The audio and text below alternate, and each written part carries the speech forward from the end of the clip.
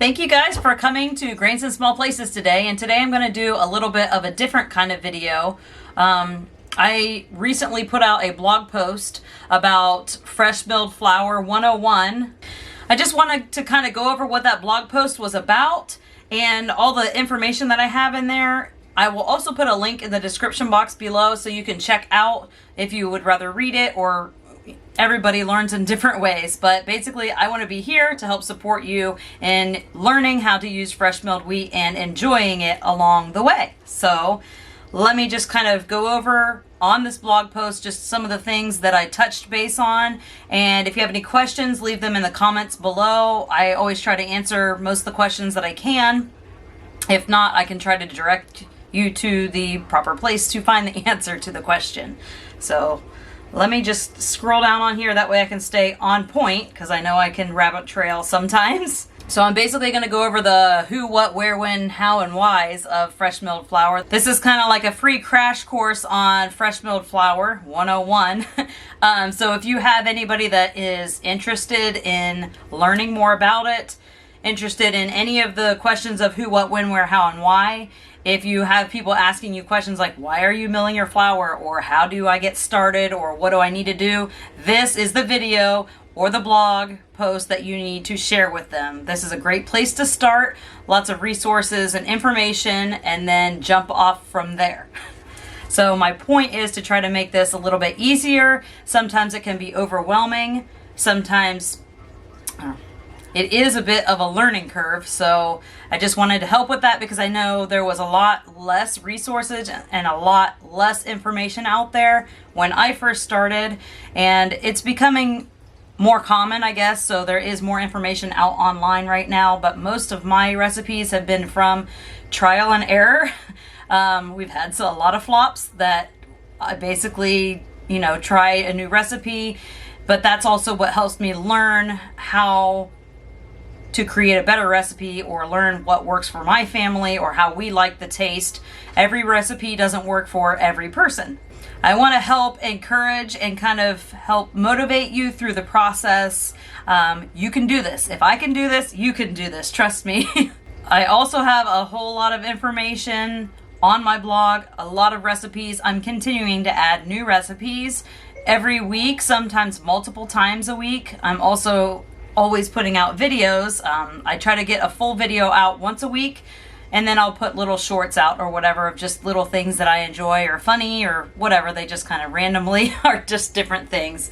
So, okay, so I also go over in the post of how I learned about fresh milled flour and using whole grains and whole wheats, and why I decided to switch over to that. I might save that information for another video, but if you're interested in reading about that, it is in the link below, also with this kind of crash course, Fresh Milled Flour 101, because I wanted to give a background of where I learned and who I heard it from and all of that. So that's there in that blog post if you're interested. And then also how I convinced my husband, and then how I just kind of let friends and family know, and it just kind of went from there. And that way I have all of the true life tests as far as, is this really benefiting me? Is this really benefiting my family? What kind of benefits are we all seeing? So I did reach out to some of the people that I know have been milling flour, some of people that are close to me and I can trust what they have to say. And I just reached out to ask them what things they have noticed that have changed. I go over a whole list of all kinds of things, but the main thing almost everybody notices a change pretty much right away is digestive issues. So people that are having IBS, it has just really helped with that. Almost eliminated it completely, as long as they're eating fresh milled flour. As far as like being able to be regular and going to the bathroom daily like we should be as humans, and other bigger things like a wart that fell off, and being able to get off of blood pressure medication, and just an overall sense of feeling better. So a lot of times these people are responding to me and telling me that when they used to eat just regular sandwich bread from Walmart or wherever you're getting it from, or desserts and pastries, you would just kind of feel bloated or heavy or just doesn't sit right. With the fresh milled flour foods, we're noticing that when we eat this, it makes us actually feel good, even if it's a cookie. So sometimes I will, even if we say go out to eat and stuff is just kind of like, oh, I feel so full and heavy and bloated or anything, sometimes I will just grab either a fresh milled cookie or a muffin or something like that and eat it, and it makes me feel better. So those are just some of the things that we've noticed. I do go over a list of all of the things everybody recommended. I'm not going to point out who, what, did that, just for sake of just not secrecy. What word am I looking for? Remaining anonymous. So I don't want to out anyone, but they did give me permission to post this information to share with anybody who's interested in learning. So if we go over with who should be milling their wheat, well, in my opinion, everyone should. I know that it's not always something practical. People have busy lives. Everybody's busy. Everybody, just finding time to do it can be daunting. So if you can, even if you just start little, make one fresh milled flour batch a week and just have, usually that could give you 2 loaves, and just have that through the week. You could throw one in the freezer. If you have a weekend that's not so busy, you could maybe make some frozen cookie dough balls, put those in the freezer, make some pizza dough, put it in the freezer or the refrigerator, and then just slowly add to the foods that you want to offer for your family. We try to always get at least one thing with whole grain in our diet every single day, whether that's something that I've milled from home, which is usually what it is, or something with oats or brown rice, or just something that we can get some fresh milled grain in our body, because it just makes us feel better. And it's also giving us all the vitamins and nutrients, pretty much all that we need as humans. So I don't know if you know, but wheat berries contain 40 of the 44 essential nutrients that humans need to survive. So that's almost all of them. I don't know about you, but for me and my family, I think that's a pretty powerful food. So when you're milling your own wheat berries to get your own flour, you're getting the maximum benefit of that wheat berry, as opposed to when you buy your flour in the stores. So when you buy just white flour in the store, it has been processed and milled so much down that you're not getting basically any of the nutrients anymore. So now that's why people aren't feeling good when they're having gluten and wheat and things like that. So yes, I agree that gluten can be bad for us if we're eating just processed flour. But if we're eating fresh milled flour, I believe that unless you are a true celiac or have a true allergy to wheat, that gluten is not necessarily the bad guy here. It's kind of the act of processing down all of that to where there's nothing healthy left. We are meant to eat the entire wheat berry, the endosperm, the bran, and the germ. So when we remove 2 of those things and we only have 1 part left, it's not meant to be eaten by itself. Even when you're buying whole wheat flour, I used to buy whole wheat flour thinking that I was getting something healthier for my family, but I found that what whole wheat flour is that same processed white flour with a little bit of the bran sprinkled back in. You're still missing the germ, which is what contains the vitamin E and pretty much most of the nutrients. So they're adding the bran in, and that adds fiber, so that helps a little. But that also is one of the parts that goes rancid quickly. So sometimes it has a bitter flavor. Sometimes it doesn't taste quite as good. So when you're fresh milling your flour, it doesn't have that bitter flavor like the whole wheat flour in the stores do sometimes. So for the what do you need to get started? So obviously you're going to need the wheat berries. But more importantly, you're going to need to find a way to mill or grind these wheat berries down. So they do have manual mills. If you're interested in something like that, that does take a lot longer, but it's not something you can't do. There's a lot of different electric mills out there. They have a stone mill, which is basically 2 round stones grinding together. and that mills your grains. And they also have a high impact steel mill, and that one also works kind of in the similar way, but they're still steel discs and they go super fast. So it kind of micro ionizes the grains, sometimes getting you a finer flour. I have a stone mill, and what I have is the Nutrimill Harvest, and I really like it. There are people that don't like it. There's a learning curve to it, how to get a finer flour, which I show in some of my other videos. But I also used to have the steel mill. That was my very first mill.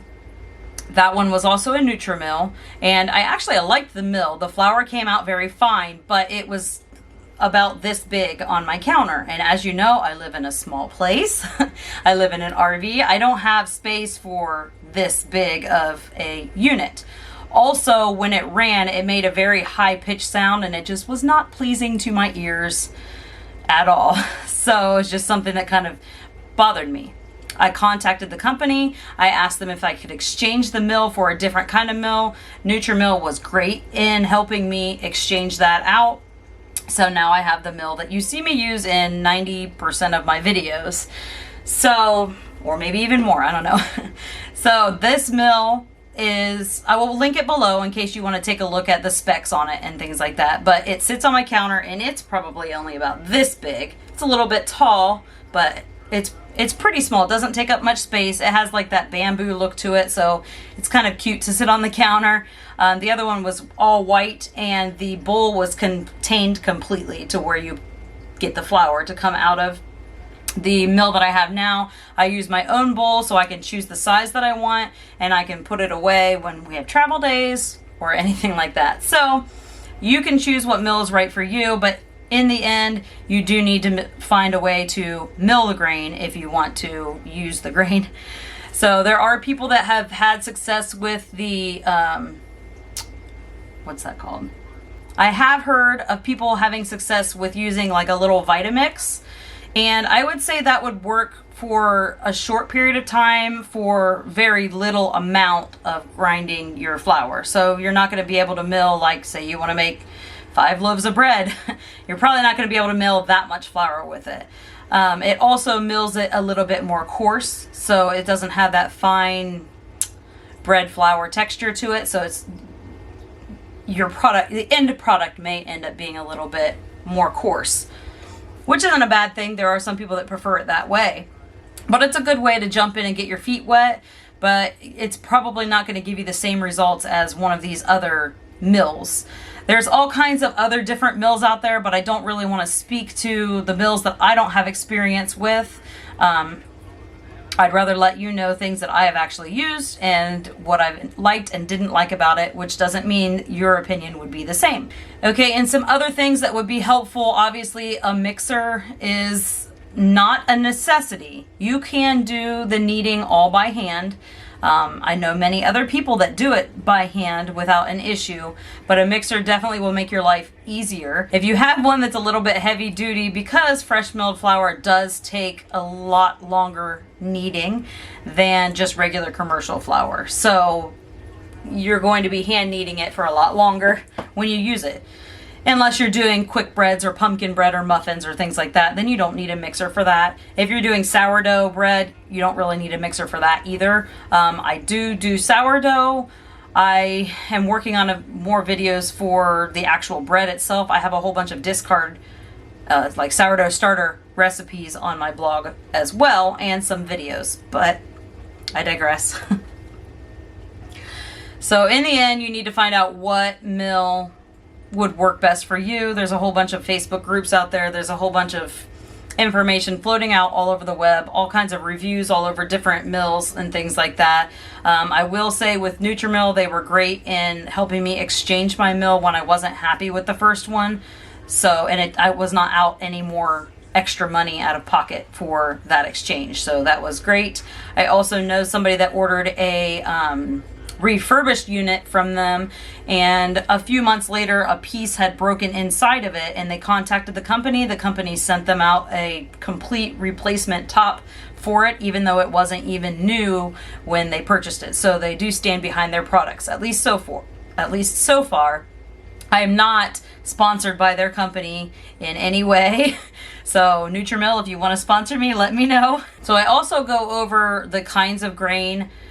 A great base grains, if you only want to buy like 1 or 2 grains, hard white wheat is probably a good place to start for making yeast breads or breads that you want to rise, things like that.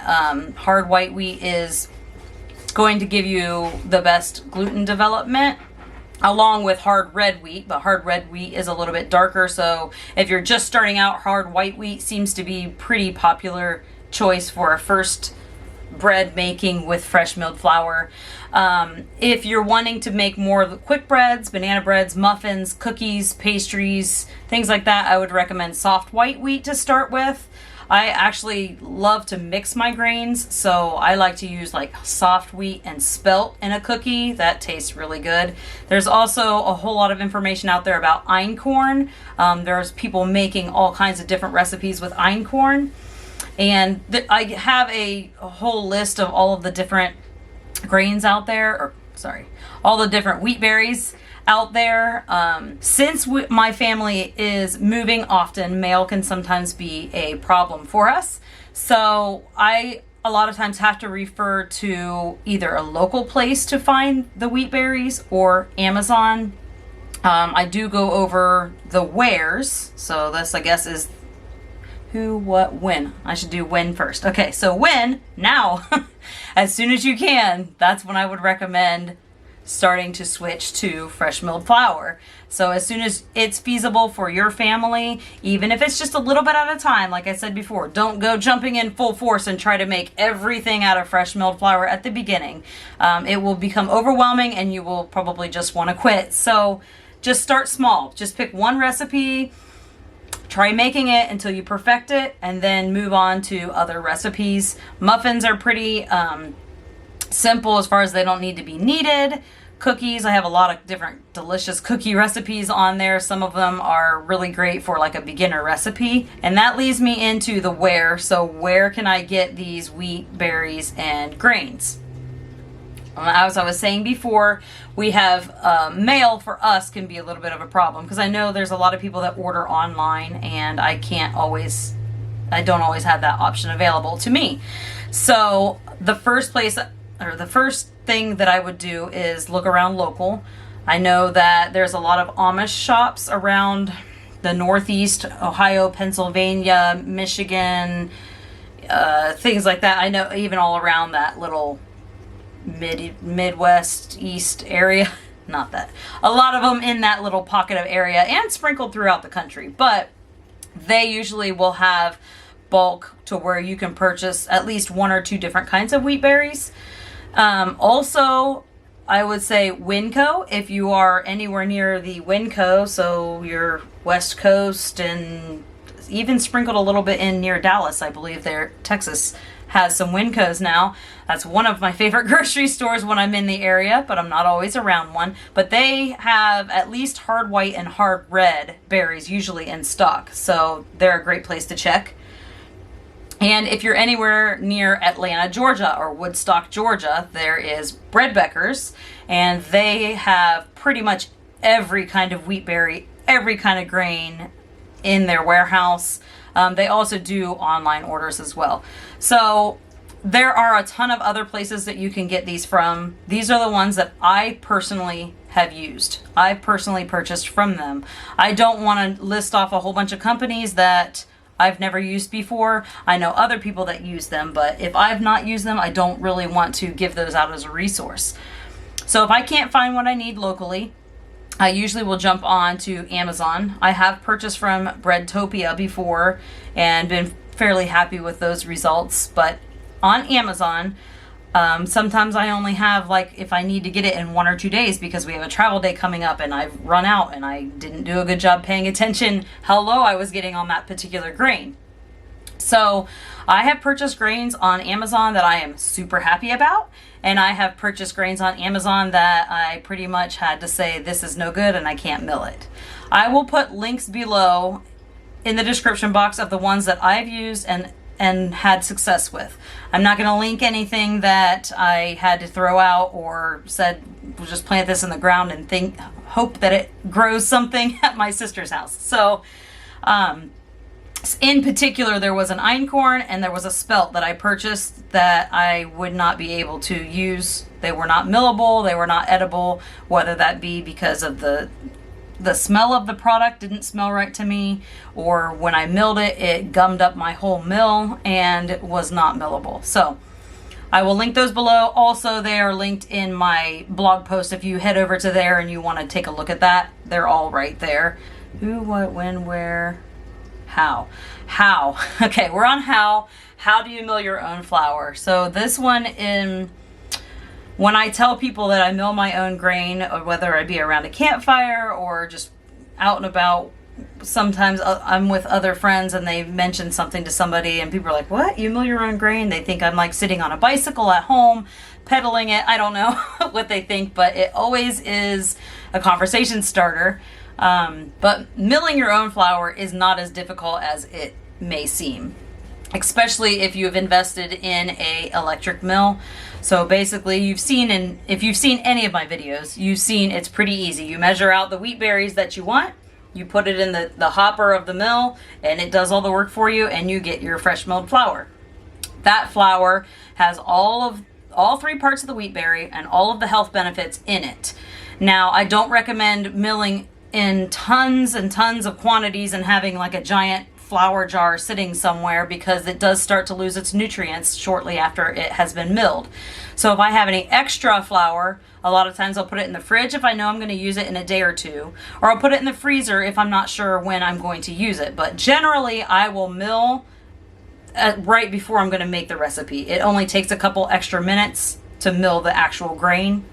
So I usually will just mill it right before I plan to make whatever recipe I'm making.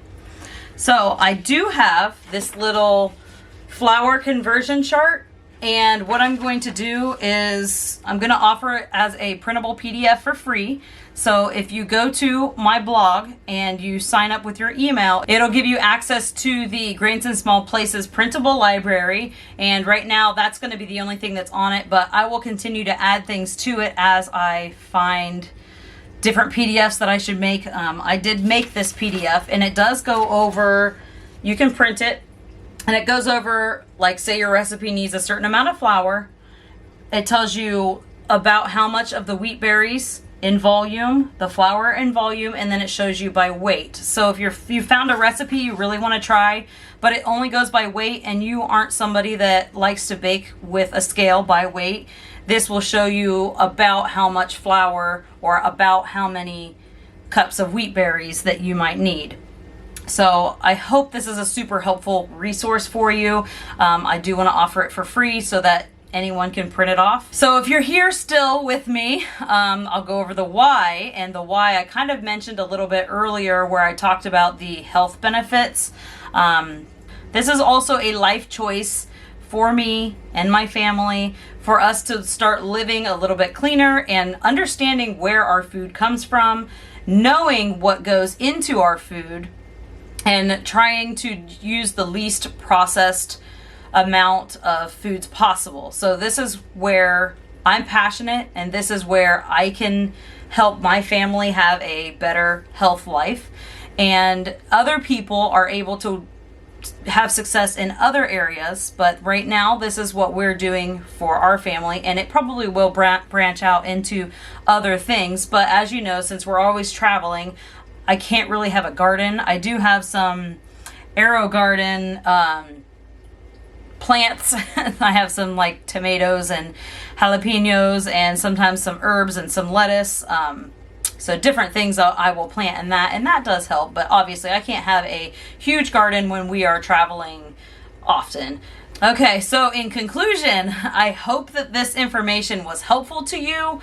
Again, feel free to share it with people that have questions. I hope I dove in a little bit deeper to help you understand who, what, when, where, how, and why of fresh milled flour. I want this to kind of be like a free crash course on that.